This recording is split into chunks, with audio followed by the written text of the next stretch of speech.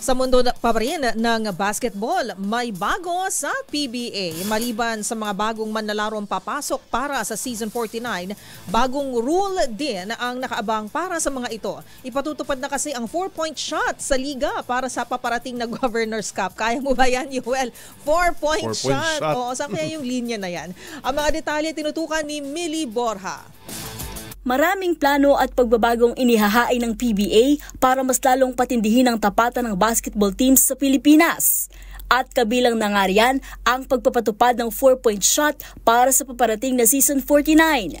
Ito ay para sa mga tira na lampas 27-foot arc mula sa basket. Ayon sa bagong upong PBA chairman na si Ricky Vargas, ang naturang 4-point shot ay kabilang sa mga inaprubahan ng board sa unang araw ng sesyon ng pagpaplano nito. Pero hindi ito ang unang beses na gagamitin ng nasabing creative rule dahil una itong ipinakilala ng liga sa 2023 All-Star Games sa ginanap sa Iloilo. At ginamit din sa parehong mid-season event ngayong taon sa Bacolod City. At yan ang mga latest updates sa mundo ng sports. Para sa MBC TV Network News, ito si Millie Borja, una sa Pilipinas, una sa Pilipino.